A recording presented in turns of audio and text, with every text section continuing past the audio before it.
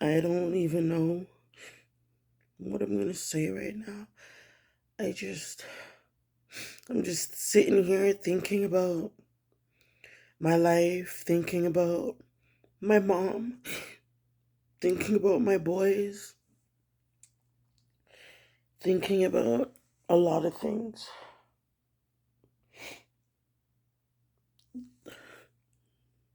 Thinking about how my mom passed away 11 months ago, and I'm still trying to figure out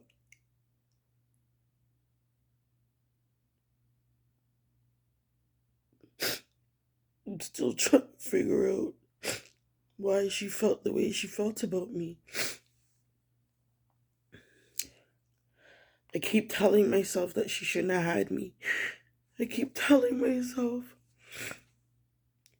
if she felt so strong about who this child's father was and who this child is, then she should have not had me. Some people are just not meant to be mothers. But then I have to dial back and I have to check myself. If I gotta say, well, it's gotta be the most messed up thing to say, because if it wasn't for her, as much as me and them are talking right now, I haven't seen my older son since the day after my mom's funeral, which would have been her 75th birthday, 2023. I haven't seen him. And he's just so distraught, sad, confused. And then my other son, he comes and goes. He goes upstairs to his friends, and he, majority of the time, doesn't even check on me. It's like, what did I do that was so wrong? I was the only one in their life that ever came to their defense, that ever tried to show them how to respect themselves and stick up for themselves and don't let nobody walk all over them the way that I have been treated my whole life. All I did was take the experiences that I've had, and I tried so hard to not have them immerse themselves into my kids' life. And it's like the more I tried, the more they disrespected me. And my mom wasn't any help. God rest her soul. She wasn't any help. She would be there for them if they needed money, if they needed, but she never sat them down and taught them how to be a man. And I'm the fool because she never did that with me. There were so many situations in my life that has taken place that that woman literally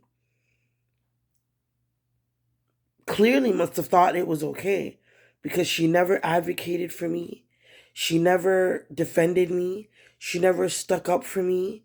She never had my back.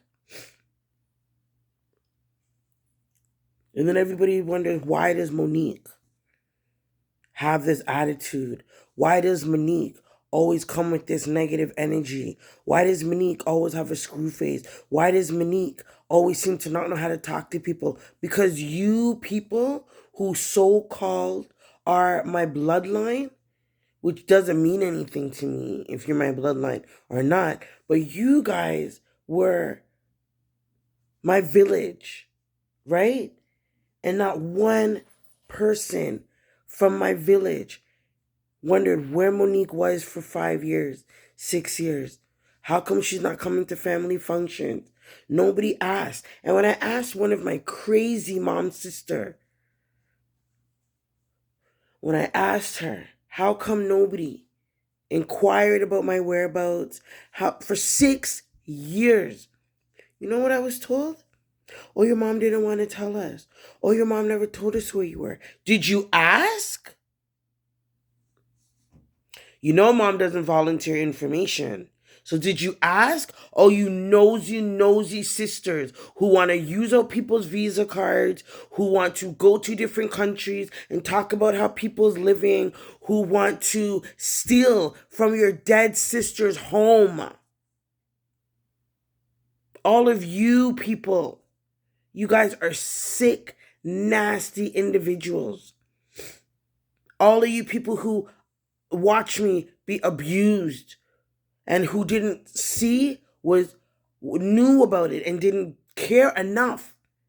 There was one of my aunts. I was a very disturbed child, meaning I had no boundaries. I had no structure. I had no rules. So what does a child do to occupy their time when they see their mom is not trying to spend time with them? She'll pay anybody to take over her responsibilities. What does a child do when her brother dies?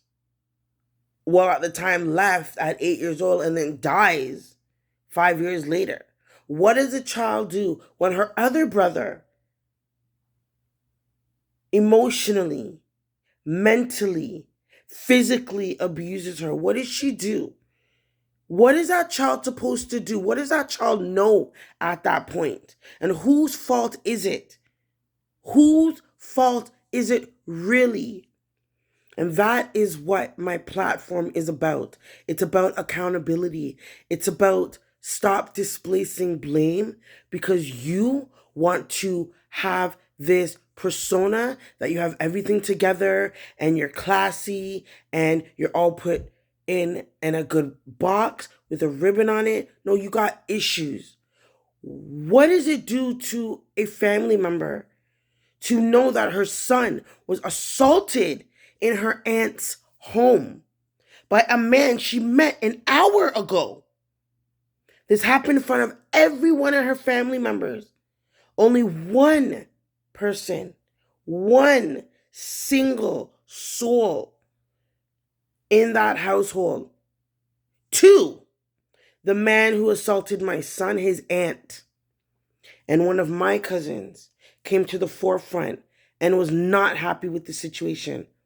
But the owner of the home, my mom's sister, my aunt, my son's second aunt, who he's been at her house a multiple plethora of times, she's never told him he couldn't sit in a spot. That is why my son got assaulted. Because this woman, this so-called idol, told me that when her husband comes from Atlanta, that is his chair that he sits in,